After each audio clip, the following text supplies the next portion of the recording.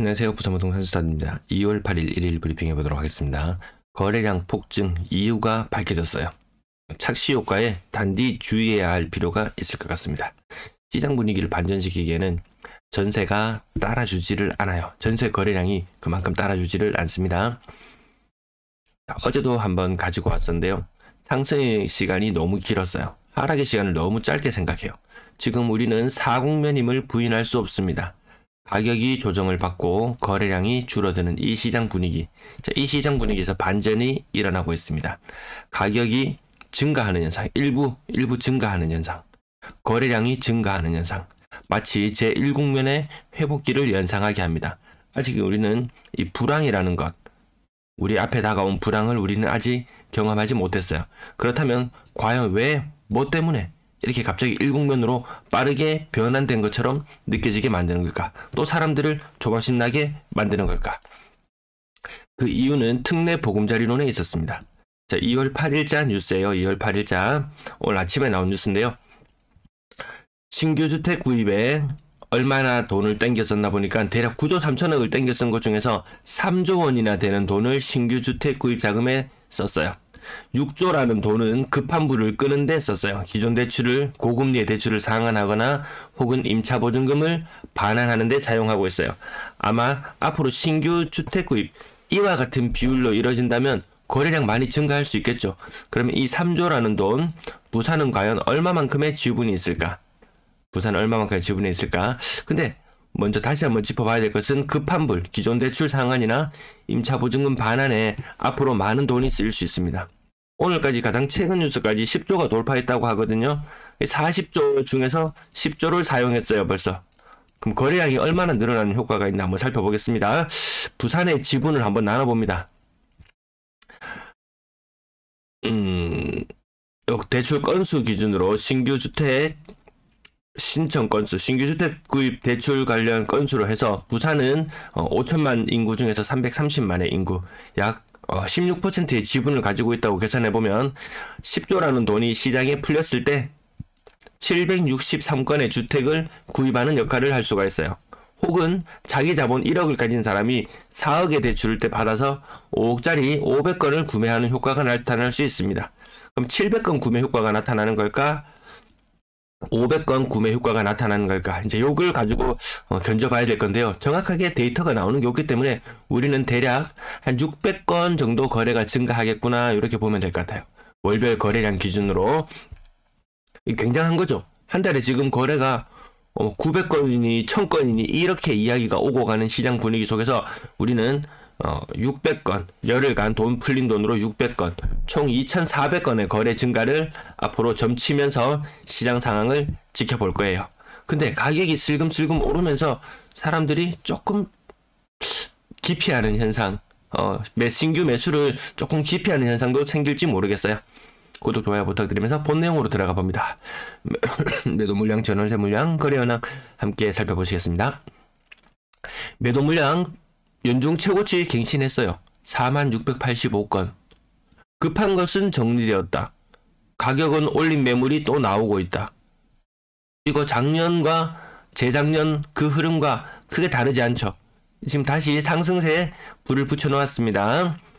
전세 물량 소폭 증가. 어제 너무 소폭 증가했어요. 오늘 제법 큰 폭으로 증가했음에도 불구하고 별로 표시가 안 나요. 요것도 빠르게 증가해 나갈 거예요. 초록색 선 크게 변함없이 따라갈 거예요. 월세 물량도 어제 소폭 감소했다가 오늘 큰 폭으로 증가해서 11,400건. 어제 아무튼 좀 이례적인 그런 현상이 나타났었습니다. 전체 임대 물량은 29,640건. 연초 대비 1% 정도 물량이 줄어들어 있는 상태네요. 자, 거래량을 살펴보시면 월간 거래량이 1000건 수준이거든요. 근데 40조 중에서 10조라는 돈이 풀리는 동안 부산에는 거래가 600건 증가할 요인이 만들어졌어요.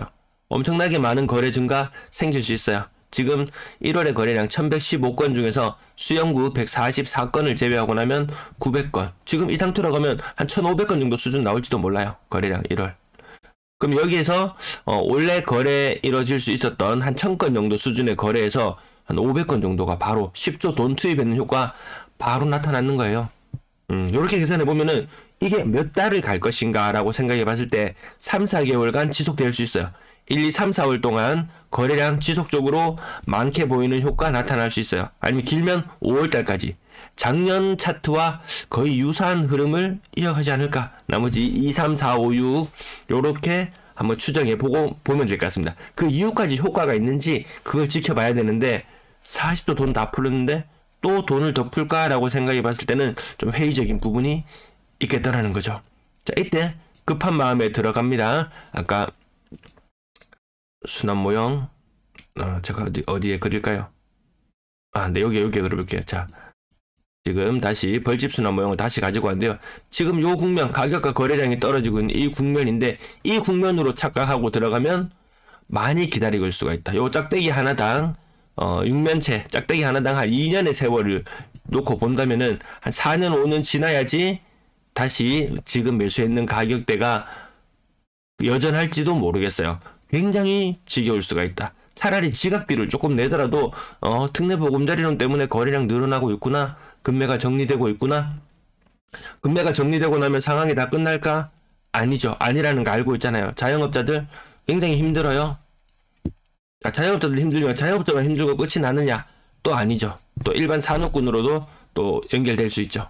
무역수지 적자 이야기도 지속적으로 나오고 있는 시장 분위기 속에서 갑자기 급반등하는 이런 흐름, 거래량이 이렇게 올라가는 흐름, 노란색 선과 같은 이런 흐름, 2020년과 같은 흐름 나타날까라고 생각해 봤을 때 효과는 여기까지가 끝인가 보다 그런 느낌. 일단 기본 베이스는 1000건을 깔고 시작하고 작년 8월 이후로 나타났던 1000건 정도의 거래량이 기본 베이스라고 생각하고 한 달에 한 600건 정도 더 증가한 형태. 1600건 정도 거래량 증가한다. 저는 한 30% 정도 증가하겠거니 한 1300건 정도 나오겠거니 했는데 1600건까지 한 50% 우리 체감하기로는 50 내지 60%까지 거래량이 증가하는 걸로 느껴질 수도 있겠어요. 하지만 그것 그렇게 대단한 것은 아니겠구나. 이런 관점으로 바라보면 될 것 같습니다.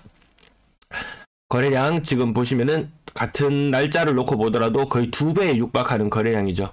2월 현재 129건의 거래량이거든요.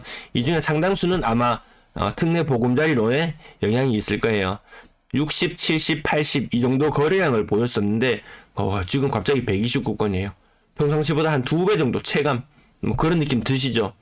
특례 보금자리론 효과가 단단히 나타나고 있구나. 뭐 때문에 이렇게 늘어나는가 싶었더니만 빚내게 해주니까 또 집을 사네요. 빚내게 해주니까 집을 삽니다. 그럼 무한정 돈을 풀어제낄 수 있느냐라고 놓고 봤을 때는 그거 어렵다는 거 아시잖아요.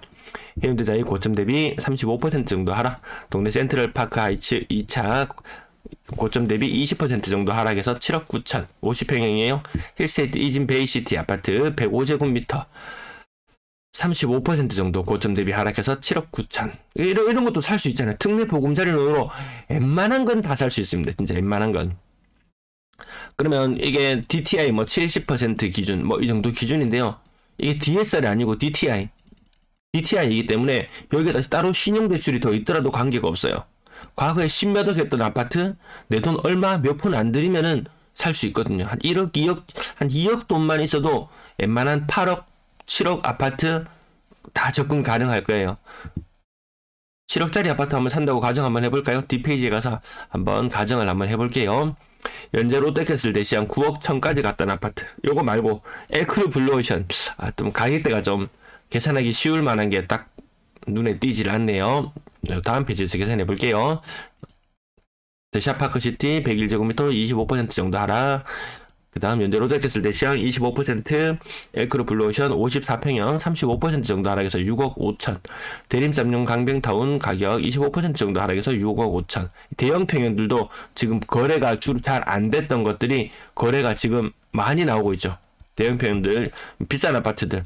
대출 내주니까 빚이면은 뭐 양잿물도, 공짜라면 양잿물도 마신다 했나요? 이거 아니, 빚은 절대로 공짜가 아니더라는 부분 반드시 다시 한번 상기할 필요는 있겠고요. 하명 롯데캐슬 가이저 30% 정도 하락해서 2억 4,500. 명륜자이 30% 정도 하락해서 8억 5천짜리가 5억 9천으로 바뀌는 현상. 요거 한번 계산해 볼까요? 자, 내 돈 1억을 가지고 있었다. 대출 5억을 받는다. 이거 특례 보금자리론에서 가능한 시나리오죠. 물론 내 소득 어느 정도 받쳐주고 기간을 길게 잡는다는 가정하에 5억 정도 대출 받아서 산다. 대출금리 뭐 3.5% 이건 너무 낮은가요? 뭐 4%를 잡더라도 연간 2천만 원, 연간 2천만 원 갚아가면서 살아야 한다. 그렇게 실익이 있을까요? 근데 이거 갑자기 단기간에 1억, 2억, 자 거래량 한 달에 600건씩 늘어나는 효과가 나타나면 사람들이 시장 분위기가 살아나는 줄 알겠죠. 뭔가 또 반전을 꾀하면서 누군가가 또 따라 사는 사람이 있으면은 또 가격이 급격하게 오르는 그런 현상도 나타나잖아요. 그래서 요 돈을 냈을 때 내가 그냥 월세로 사는 게 나은지 전세로 사는 게 나은지 지금 이거 대출 받아서 이제 코 깨어서 사는 게 나은지 한번 생각해 볼 필요는 있지 않을까 이런 느낌으로 살펴봤고요. 가격 여전히 가격 하락 여전히 30% 정도 계속해서 나타나고 있어요. 30% 일부 뭐 반등된 거래 좀 보이긴 해요. 그러면 그런 사람들이 와서 이렇게 떨어지고 있을 때 많이 떨어지고 있다는 말을 한 번이라도 했던 사람은 이렇게 일부 데드캣 바운스처럼 거래 가격이 일부 반등하네요 라고 말할 수 있는 지분이 있을 거예요. 근데 떨어질 때는 입 꾹 다물고 있다가 오를 때만 되면 나타나서 가격 오르고 있네요, 빨리 사야 되겠네요, 이런 댓글을 남기지는 말았으면 좋겠습니다. 사람들이 혼란을 겪습니다. 베스티움 마찬가지로 25% 정도 10% 정도 하락했는 것도 보이고요. 그래도 30% 이거 여전하죠. 제가 가격 일일이 말씀 못 드리더라도 아마 이해하실 거예요. 근데 30에서 40이라는 숫자가 많이 나타나다가 10, 20, 25라는 숫자가 나타나는 이런 것들 보면 일부 반등하는 느낌 맞기는 맞아요. 근데 이렇게 2019년식 아파트 혹은 2020년식 아파트 이거 제대로 고가도 못 찍어본 아파트들이거든요. 이 15%밖에 안 떨어졌네. 얘는 그렇게 평가할 수 없는 거죠. 1강자의 푸르지오 고점 대비 30% 정도 하락해서 4억 8,500. 요거 국평 1광 국평 5억대 살짝 넘기도 하고 살짝 미치기도 하고 그런 느낌.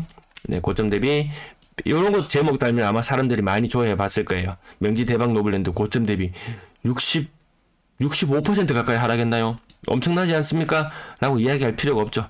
약간 특화된 층을 제외하고 나머지 그래도 제가 40% 하락했네요, 50% 하락했네요 라고 가끔 명지 대박 노블랜드를 가지고 와서 말씀을 드렸었는데요. 그때 비해서 낙폭이 더 커진 거 맞죠? 명지 쪽 특히 가격 많이 떨어지고 있더라고요. 동네 효성 해링턴 플레이스 고점 대비 40% 정도 하락해서 4억 8천. 매매가 전세가, 제가 제목에 전세가가 따라주지 않는다, 전세 거래량이 따라주지 않는다 이렇게 말씀을 드렸는데요. 1일 거래량 시장 분위기가 매매 한 건, 전세 두 건, 월세 한 건, 이게 그 보통 일반적으로 나타났던 분위기인데요. 지금은 매매 한 건, 전세 한 건, 월세 한 건, 거의 비율이 이 정도로 나타나요. 그러면 전세 거래가 굉장히 적다는 의미예요. 적다는 의미. 물론 매매 거래가 많아서 이렇게 되었을 수도 있지만 전세 거래가 분위기를 따라가주지는 못하네요. 이 피어난 세상 화명헬스 대우위안 25% 정도 하락했고요.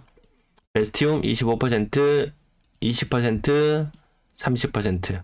여기 좀 조금 약간 데드캣 바운스 느낌 있습니다. 있는 거 맞습니다. 자, 그 다음 좀 지나갈까요? 네, 이렇게 명지 대박 노블랜드 4억 중반 밑으로도 거래되는 건수들 가격들 보실 수 있고요. 나머지 30%, 40%, 15% 보합권의 거래 다양하게 나타나고 있는데 누군가는 지금 보시 쓴다. 우리 보시 쓴다. 이거 표준인지는 모르겠습니다. 누군가는 덮었을지도 모른다. 그리고 상당 기간 그 전에 또 이걸 자꾸 그리게 되네요. 그 전에 고점에서 잡아서 지금 부산은 아마 1년 정도 주간 실거래 지수상으로 하락을 아마 경험하고 있을 거예요. 아마 주간 실거래 지수 하락은 1년도 경험한 지 채 되지 않을 거예요. 이 1년 기다린 사람, 물론 가격은 엄청 많이 빠졌어요. 가격은 엄청 많이 빠졌어요. 1년 기다린 사람이나 지금 사서 여기 또 5년 세월, 4년 내지 5년 세월을 기다려야 되는 사람이나 시장 파장이더라. 이렇게 될 수도 있다는 겁니다. 차라리 지각비를 조금 내고 확실히 반등, 이번에 특례 보금자리 끝나고 나서 그 이후의 흐름을 지켜보고 사셔도 그렇게 늦지는 않겠다. 이 지각비 4년 5년에 이 금융 비용이나 이런 것들을 감수하고 지금 다시 갈 거야 라고 사는 것이나 여러 가지를 고려해 볼 필요는 있을 것 같습니다. 매번 새롭게 나타나는 내용들이 있으면 계속 짚어드릴게요. 오늘 좀 길어져서 뒷부분은 간략하게 좀 맞춰야 될 것 같아요. 거래량 아직까지는 이거 지금 하루에 1000건 수준에서 600건 정도 수준 늘어난다면 1600건 수준이거든요. 2000건도 못 넘어요. 2000건도 넘지 못하는 그런 분위기. 물론 특례보금자리론 연초에 확 쏠림 현상이 일어나면 갑자기 1000건 수준의 거래량이던 것이 갑자기 2000건으로 건너뛰고 막 200건 수준으로 나타날지도 모르겠어요. 그러면 야, 시장 분위기 살아나네, 뭔가 분위기 좀 달라지네, 이런 느낌이 들지만, 이렇게 거래 건수가 한꺼번에 늘어나 버린다면 이 장기간 늘어나야 돼 600건씩 넉 달에 걸쳐서 늘어나야 될 것이 2달 만에 꼬르륵 이렇게 거래량이 증가하고 끝나버릴지도 모르겠다. 이런 느낌이잖아요. 지금 기준금리 3.5%인데 대출금리 막 3% 후반, 4% 초반 이런 것들이 막 지금 시중 상품이 나오고 있어요. 그래서 야, 금리 많이 내려가네, 좋네 라고 생각하는데 웬걸 기존 대출자들 4% 중반의 대출 금리 잘 갖고 있었는데 갑자기 은행에서 통보가 와서 5% 후반으로 통보받는 이런 사례들은 이게 더 많아요. 이게 정말 한 95% 정도의 비율은 모르겠어요. 아마 한 95% 정도라면 신규로 대출을 싸게 받는 사람 수는 극히 일부라는 부분. 대출 여전히 굉장히 부담스럽고 기존 대출자들 알게 모르게 부담이 점점 가중되고 있다는 부분. 오늘은 말이 좀 길어져서 조금 뒷부분은 차트만 보셔도 될 거예요. 6억 이상도 거래량 딱히 많이 늘어나진 않고요. 분양권 거래량 많은데 5억의 커트라인을 딱 끄어놓고 보면 야, 웬만하면 5억 밑으로네. 간혹 비싼 아파트들 있긴 하지만 과거에 잘 나가던 시절에 프리미엄 4억 5억 막 올라가던 그런 아파트들도 힘을 못 쓰는 건 매 한 가지. 네, 웬만하면 5억 밑으로 지금 다 내려오는 거. 부산도 대구 마냥 빠르게 전환되고 있습니다. 전세 거래량, 월세 거래량 거의 1대1에 가까운 비율. 이 중에서 온통 사랑이 넘치는 관계로 정확한 통계 집계가 조금 어려움은 있다. 물론 거래량이 그 이전 달보다 더 많이 신고되는 건 맞아요. 신학기를 앞두고 지금 전형적으로 원래 많이 이동하는 시절. 근데 그 효과가 다 안 나타난다라는 거죠. 고점 대비 이런 것도 돈 돌려줘야 되는 돈들 막 생기잖아요.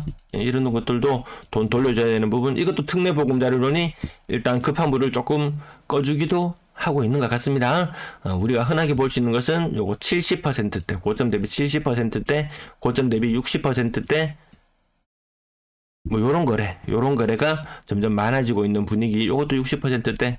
근데 4.55 가던 것이 2.55로 바뀌는 게 이게 가장 전형적인 패턴이라고 말씀드렸는데요. 3.55 가던 게 2.55로 바뀌는 것도 요것도 전형적인 패턴이 맞아요. 그러면 어느 것을 선택할지는 한번 고민해 볼 필요는 있을 것 같아요. 고점 대비 60% 선에서 거래되는 것들 제법 많이 보이고 있다는 부분. 그리고 웬만하면 2억 중반이면은 웬만한 아파트들은 전세 사는데 크게 문제는 없을 것이라는 부분. 비정상적으로 전세 거래 비율이 높아 보이지만 이 또한 진실은 아니라고 계속 말씀드리고요. 뒷부분은 조금 지나갈게요.